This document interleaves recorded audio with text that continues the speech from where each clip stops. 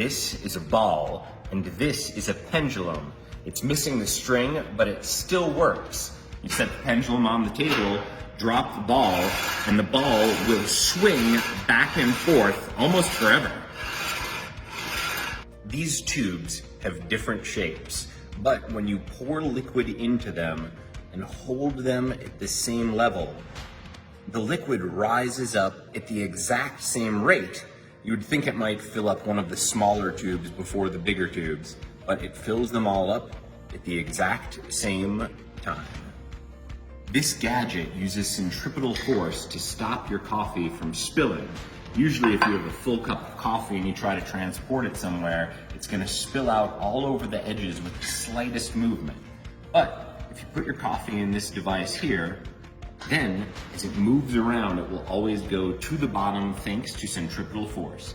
I can pick it up, it doesn't spill. I can swing it around big time like that, but as long as the motion is fluid, it will not spill a single drop. This is a nail, and this is a balloon.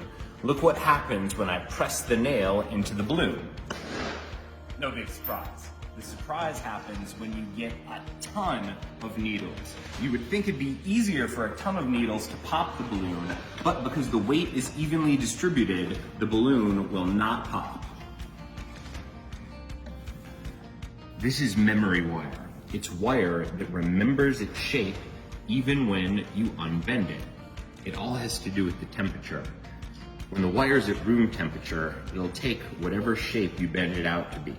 But if you heat it up with a little hot water, it will go back to its starting shape. Let's try this out here.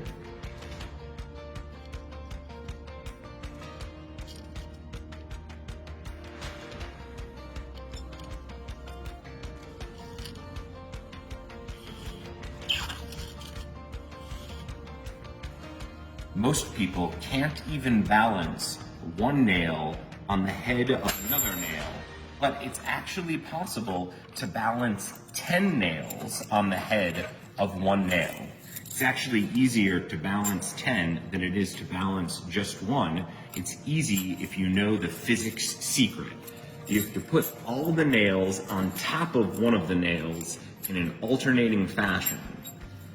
You put down every nail, but you leave yourself one. This one goes on top of the rest of the nails, and then the nail's weight will actually hold the other nails into place, and you can balance 10 on one. This is a Gazinta box. That means that the inside of the box is actually bigger than the outside of the box.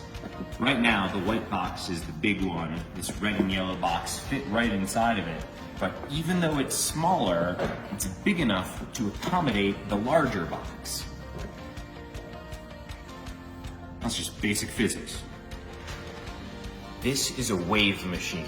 When I turn the handle right there, it's going to make 3 different types of waves. The first one you'll see along the black circles. The second one you'll see along the gray hexagons, and the last one you'll see going up and down with the gray lines there. Look at this. Here's the first wave. Now you can see the next type of wave, and then here's the last type.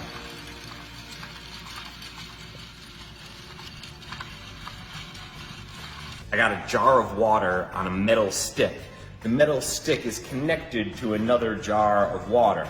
If I flip it upside down there, you can see that there's a buoy hanging from the lid of that jar, same with the other side.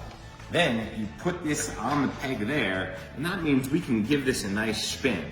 Now when we do, the buoys are going to travel to the side of the jar, but it's not the side you think. Look at this, the buoys are actually going to the middle. This machine runs forever. Well, almost. It's made of a very heavy metal wheel and 2 threads connecting the wheel to a bar at the top.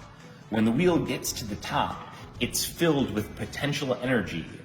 Then, as you let it go, it converts to kinetic energy, bounces down, rolls itself back up, giving it more potential energy, which converts into kinetic energy again. I'm gonna let it go, and we'll see how long it can go for before it loses height. All right, here we go. 3, 2, 1 and drop. It goes down, and then it goes almost back to its exact starting place. If you look, the amount of space that's going down each time is minimal. This is as close to a perpetual motion machine as you're gonna get. This end of the machine here is taller than that end down there. Check it out. Tape measure, this end is about 2.5 inches, but if we go down to this side, it's only 2 inches. Now, that explains why, if you take a pen and put it in the middle, it's gonna roll in that direction, because this direction is lower. However, it's a little different with this block of wood. See, this block of wood, because of the way it's shaped, it does not roll down the machine like the pen. The block of wood rolls up the machine.